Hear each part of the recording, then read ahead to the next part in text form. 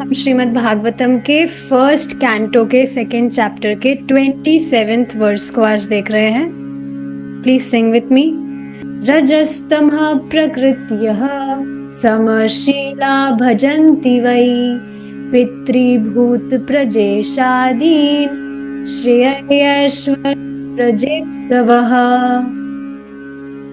देखिए, last verse में हमने देखा था कि जो मुमुक्षु है, मुक्ति की इच्छा रखने वाले हैं, इस भौतिक जगत के जो जन्म मृत्यु का जो घोर सागर है उसको पार करना चाहते हैं,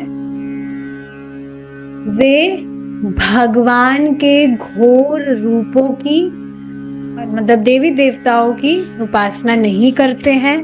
अब देखिए, यहाँ पर जब कहा गया था कि भगवान के घोर रूप, तो इसका अर्थ क्या है?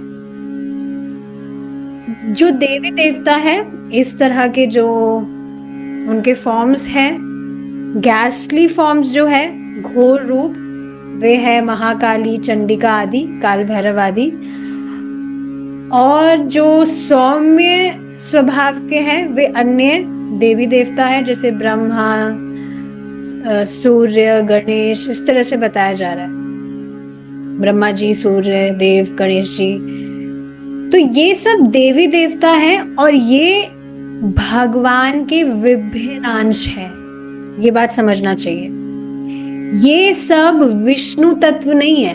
ये बात आप ऑलरेडी समझते भी हैं, पर इसको कहने से कंफ्यूजन हो सकता है कि भगवान के घोर रूप से कहने का मतलब क्या है। They are separated energies, they are separated part and parcels of Krishna.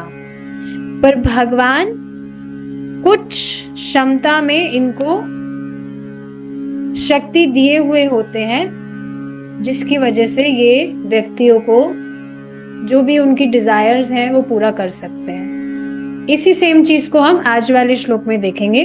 देखिए क्या कहा जा रहा है। रजस्तमः प्रकृत्य, जो लोग रजो और तमो गुण के प्रकृति के होते हैं, their mentality is of the mode of passion and mode of goodness। तो रज और तम प्रकृति वाले जो गुण होते हैं, इन गुणों से जो प्रभावित वाले लोग होते हैं, वे क्या करते हैं? समशीला भजन्ति वै, वे उन्हीं कैटेगरी वालों को की उपासना करते हैं। जो व्यक्ति जिस गुण से प्रभावित है, वह उसी गुण वाले देवी देवता की उपासना करता है। ये बात यहाँ पर बताई जा रही है। देखिए क्या क्या कैटेगरी है यहाँ पर बताया हुआ है। पितृभूत प्रजेशादि। पितृभूत, पितृ यानी कि जो लोग तमोगुण से प्रभावित हैं, वे भूत आदि की उपासना करते हैं।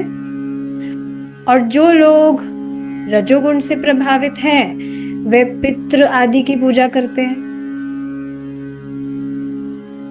और उनके पीछे का उद्देश्य क्या होता है? Why do they worship such demigods? एक और बात यहाँ है, भूत का अर्थ यहाँ पर दूसरे जो जीवात्माएं हैं उनसे भी है। सो यस, इस तरह से जो लोग रजो और तमोगुण से प्रभावित है, वे पितरों की और अन्य जीवों की उपासना करते हैं। और उसके पीछे का उनका उद्देश्य क्या है?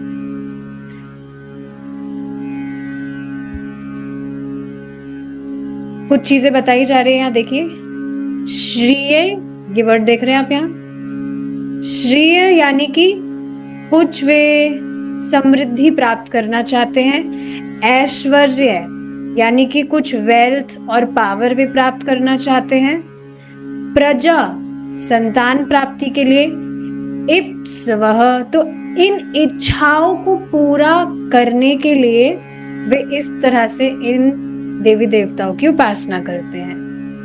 एक बार फिर से ये समझिए, जो लोग रज और तम गुण की प्रकृति वाले होते हैं, वे वैसों की ही उपासना करते हैं, उनका ही भजन करते हैं। किन किन का भजन करते हैं? पितरों का, भूत प्रजेशादि, यानी कि भूत प्रजेशादि का अर्थ है यहाँ पर ऐसे देवी देवता जिनको कुछ कंट्रोल मिला हुआ है। इसको ऐसे समझिए, पावर ऑफ अटॉर्नी जो होती है, भगवान के द्वारा ही कुछ पावर्स देवी देवताओं को दे दी जाती है, जिनके अनुसार हर एक पर्टिकुलर जो देवी देवता है उनकी एक पर्टिकुलर कुछ उनके पास में पावर्स होती है जो वे उनके उपासक को प्रदान कर सकते हैं। जैसे कहा जाता है कि जिनको अच्छे पति चाहिए होते हैं, तो ऐसी जो स्त्रियां होती है वे शिव जी का उपवास करती है। किसी को भौतिक पढ़ाई लिखाई में बहुत अच्छा होना है तो वो सरस्वती जी की उपासना करता है। तो इस तरह से particular power of attorney particular demigods को दी हुई होती है। उस हिसाब से व्यक्ति जैसी उसकी इच्छा है उस हिसाब से वह उन देवी देवताओं की उपासना करता है, लेकिन उसका उद्देश्य कुछ मटेरियल प्राप्त करने का ही है। They are not serving demigods for the sake of getting their love.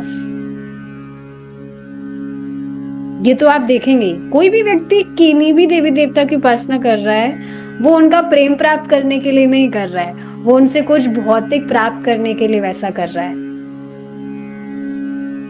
तो इस तरह से यहाँ पर ये सारी बातें बताई जा रही है।